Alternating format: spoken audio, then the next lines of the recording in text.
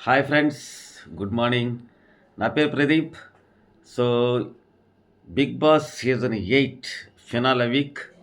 So first day morning voting analysis చూద్దాం. ఆ, చాలా ఇంట్రెస్టింగ్గా ఉన్నాయి. సో అవి కూడా క్లియర్ కట్గా చెప్పుకుందాం.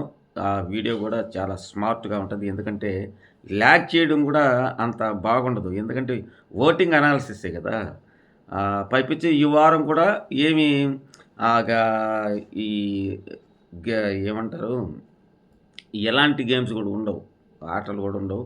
కేవలం వాళ్ళకి సంబంధించినట్టు ఏవీలు, ఆ జర్నీలకు సంబంధించినట్టే వేస్తారు కాబట్టి ఆ పెద్దగా మార్పులైతే ఏమి ఉండవు నాకు తెలిసి. సో కాబట్టి అవి చెప్పుకుందాం. దానికంటే ముందు కొత్తగా మన ఛానల్ ఎవరైనా చూస్తున్నట్లయితే తప్పకుండా లైక్ చేసి, షేర్ చేసి, సబ్స్క్రైబ్ చేయండి. బెల్ ఐకాన్ యాక్టివేట్ చేసుకుంటే నా ఫర్దర్ వీడియోస్ మీకు నోటిఫికేషన్లు వస్తాయి. సో ఈ సీజన్ అయిపోయిన వెంటనే వ్లాగ్స్ చేస్తుంటాను నేను. సో అవి కూడా ఆదరిస్తారని ఆశిస్తున్నా. సో ఇక మనం ఓటింగ్ మనం కనుక చూసినట్లయితే క్లియర్ కట్ అబ్బా. ఇక్కడ అంటే గత సీజన్లో ఎలా ఉండేదంటే ఒక 2-3 వారాల ముందే మనకు పలానా వ్యక్తి విన్నర్ అయిపోతాడు అనేది ఒక ఆ, ఒక అంచనాకు వచ్చేసేవాళ్ళం. ఎందుకంటే ఓటింగ్ ఆ విధంగా పడేది వన్ సైడ్గా. కానీ 8 సీజన్ మాత్రం విచిత్రంగా విచిత్రాలు జరిగాయి అబ్బా, మామూలుగా కాదు. ఆ, ఒక వారం అంటే ఉదయం ఒకరుంటే సాయంత్రం ఒకరు, సాయంత్రం ఒకరుంటే ఉదయాన ఒకరు, ఈ విధంగా ఫ్లక్చుయేషన్స్ జరిగాయి.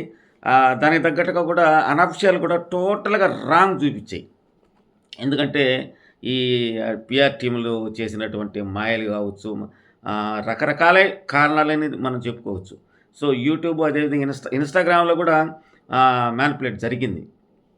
సో కాబట్టి నేనేం చేశానంటే నేను కూడా నా కమ్యూనిటీ ట్యాబ్లో కూడా పెట్టున్నా, ఓట్లు వేయండి విజయ ప్రదీప్ అంటే విజయ గ్యాప్ లేకుండా విజయ ప్రదీప్ అని పెట్టున్నాను. సో దాంట్లో కూడా మీరు మీ ఓటు వేయండి, దాంట్లో కూడా నాకు అర్థమవుతుంది.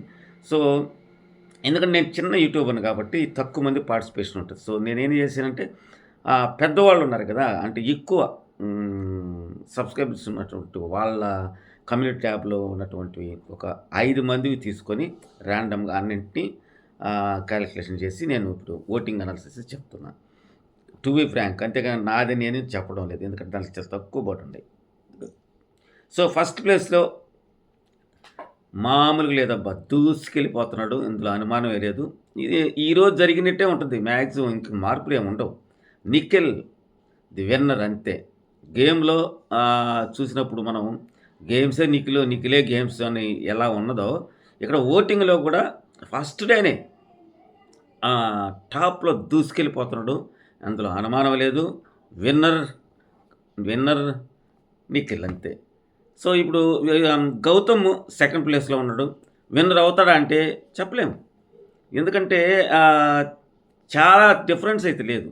సో లాస్ట్ వీక్ కూడా చాలా డిఫరెన్స్ ఉంది. ఫస్ట్లో రాను రాను తగ్గుతా వచ్చింది, చెప్పలేం. ఇప్పుడు మరి అంత దాటుకొని రావాలంటే మాత్రం చాలా వీరవిహారం చేసి గౌతమ్ ఫ్యాన్స్ వీయిస్తే కానీ విన్నింగ్ పొజిషన్కి వచ్చే పరిస్థితి అయితే కనిపించడం లేదు. సో నిఖిల్కైతే ఇక్కడ నేను చేసిన దాని ప్రకారం 33-34 ఆ రేంజ్లో పడుతుంది అతనికి, అంటే నేనేసిన దాని ప్రకారం. సో ఇక మన గౌతమ్కి చూస్తే మాత్రం 28-29 ఆ రేంజ్లో పడతా ఉంది ఓటింగ్, అంటే తేడా బాగానే ఉంది. సో దాని తర్వాత మామూలుగా నబీల్ అని అనుకుంటారు కదా, నబీల్ ఎక్కడ కనిపించడం లేదండి. నబీల్ ఆట పోయింది. నబీల్కు కనెక్షన్ కూడా ఆడియన్స్తో కట్ అయిపోయింది అనేది నాకు అర్థమైపోతుంది క్లియర్గా ఇక్కడ. సో టాప్ 5కి రావడం కూడా గొప్ప విషయం, అతని అదృష్టం అంతే. ప్రేరణ దూసుకెళ్ళిపోతూ ఉంది నిజంగా. ఒక లేడీ టైగర్ అబ్బా ఈ అమ్మాయి, అన్ని విషయాల్లో అన్నిట్లో టోటల్ ఏమంటారు, ఆల్రౌండ్ అంటారు కదా, అట్లా దూసుకెళ్ళిపోతూ ఉంది. ఈ అమ్మాయికి టోటల్గా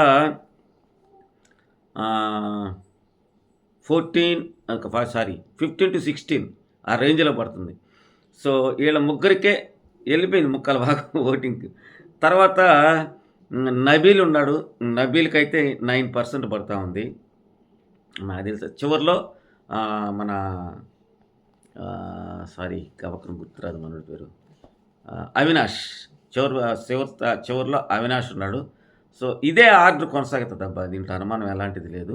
ఈ ఈ వారం అంతా కూడా ఇదే విధంగా జరుగుతదని నేను అనుకుంటున్నా. గౌతమ్ క్రాచ్ చేస్తాడనైతే నాకైతే నమ్మకం అయితే లేదు. సో ఇది అనాలిసిస్సు. సో చూద్దాం సాయంత్రం ఎలా ఉంటదో. ఎందుకంటే రాత్రి జస్ట్ 1 అవరే లేట్‌గా గూడా ఆహ్, లైన్స్ ఓపెన్ అవ్వడం గూడా లేట్ అయింది. నేను నేను పెట్టుకొని చూస్తూనే ఉన్నా. షో అయిన తర్వాత ఆహ్, 10 అంతేలే 10:55 ఆ టైంలో 1 అవర్ ఉండింది. సో, 1 అవర్‌లో అయితే బాగానే పడ్డాయి. సో, ఇక రన్నింగ్‌లో చూడాలి ఎంతవరకు కొడతారనేది. సో, మొత్తానికైతే clear cut one side war అనేది అర్థమవుతుంది friends. So, thank you. Thank you very much. సాయంత్రం కలుద్దాం మళ్ళీ ఒకసారి. Thank you.